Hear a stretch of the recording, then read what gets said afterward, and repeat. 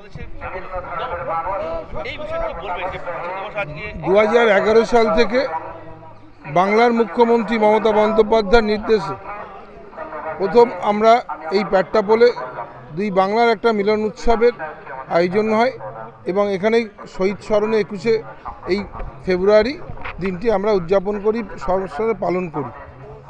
বর্তমান রাজনৈতিক অস্থিরতা বাংলাদেশের, সেই কারণেই এবার দুই দেশের মিলন উৎসবটা সম্ভব নয়। কিন্তু আমরা যেহেতু বাংলার মানবিক মুখ্যমন্ত্রীর নির্দেশে 2011 সাল থেকে পেট্টাপোল বর্ডারে এই 21শে ফেব্রুয়ারি মাতৃভাষা দিবস উদযাপন আমরা করি, আন্তর্জাতিক মাতৃভাষা দিবস, ঠিক সেইভাবেই এবারও আমরা সেই দিনটি পালন করছি। যে পেট্টাপোল বর্ডারে ছগড়িয়া পঞ্চায়েত এবং বনগাঁ পঞ্চায়েত সমিতির যৌথ উদ্যোগে আমরা দিনটি পালন করছি। এটা আমাদের আবেগ। এই নিশ্চিত আগামী দিনে আবার বাংলাদেশের স্থিরতা আসবে, আবার সুসম্পর্কের মধ্য দিয়ে আবার মিলন উৎসব হবে।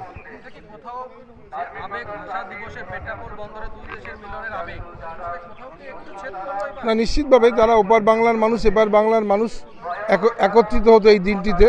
অনেক মানুষ আসতেন যে একবার তার পার্শ্ববর্তী দেশ, আমাদের অভিভাবক, আমাদের পিতৃপুরুষের জায়গা, স্বাভাবিক কারণে একবার স্পর্শ করবার জন্য বা সেই দেশের মানুষ আসলে একটা আবেগ থাকতোই। কিন্তু এই অস্থিরতা পরিবেশে বাংলাদেশের রাজনৈতিক যে অস্থিরতা, সেটা স্বাভাবিক না হওয়া পর্যন্ত নিশ্চিত আমরা এক জায়গায় হতে পারি না। সরকারেরও বাধ্যবাধকতা আছে। নিশ্চিতভাবে এই অস্থিরতা কাটবে এক সময়। আবার দুই দেশের যে আবেগ, যে এই 21শে ফেব্রুয়ারি নিয়ে, নিশ্চিত সেটা আবার আমরা পুনরায় ফিরে পাবো। সীমান্ত যে চেনা ছবি প্রতি বছর ফেব্রুয়ারিতে দেখা যায়, ভাষা শহীদ দিবস উপলক্ষে পেট্টাপোল সীমান্তে দুই বাংলার মানুষ একত্রিত হয় 0 পয়েন্ট। এবছর তেমন চিত্র দেখা যাচ্ছে না, যদিও আপনাদের পঞ্চায়েত সমিতি এবং পঞ্চায়েতের পক্ষ থেকে একটা অনুষ্ঠান করা হচ্ছে। কি বলবেন? দেখুন, এবছরে নোম্যান্সল্যান্ডে যেটা দুই দেশের পক্ষ থেকে বাংলাদেশের জনপ্রতিনিধি এবং আধিকারিক এবং ভারতের পক্ষ থেকে পশ্চিমবঙ্গের মাননীয় মুখ্যমন্ত্রী মমতা বন্দ্যোপাধ্যায়ের প্রতিনিধি হিসেবে যে সমস্ত মন্ত্রী এবং জনপ্রতিনিধি ও আধিকারিকরা থাকেন, তাদের যে অস্থায়ী ভাষা শহীদ স্মারক নির্মাণ করা হয়, সেখানে শ্রদ্ধা জানিয়ে নিজেদের মধ্যে একটা ভাব বিনিময়, মিষ্টি এবং উপহার সামগ্রী বিতরণ করে একটা সৌভ্রাতৃত্বপূর্ণ পরিবেশ তৈরি হয়। কিন্তু এবছর বর্তমান বাংলাদেশের যে রাজনৈতিক এবং প্রশাসনিক প্রেক্ষাপট, সেই প্রেক্ষাপটে দাঁড়িয়ে বর্তমান বাংলাদেশের যে সরকার আছেন, সেই সরকারের পক্ষ থেকে বা তাদের প্রশাসনের পক্ষ থেকে আমরা যারা আয়োজক আছি, প্রতি বছর আয়োজন করি, আমাদের সাথে কোনো যোগাযোগ করা হয়নি বা কোনো তারা বার্তাও পাঠাননি। সেই কারণেই যৌথভাবে নোম্যান্সল্যান্ডে সেই যে প্রতি বছরের আবেগ, সেই আবেগের সেই অনুষ্ঠানটি অনুষ্ঠিত হচ্ছে না।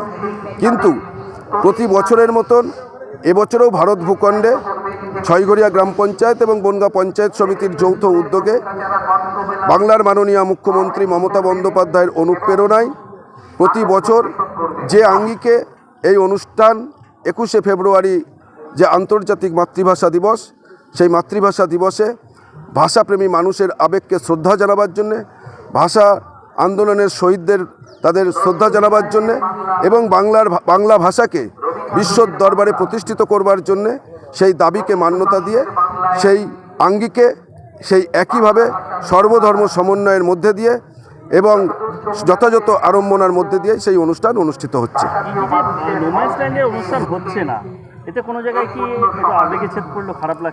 অবশ্যই এটা বাংলা এবং বাঙালির একটা আবেগ যে দুই বাংলা নোম্যান্সল্যান্ডে একত্রিত হয়, একটা মিলন উৎসবে পরিণত হয়। সেটি এবছর হচ্ছে না।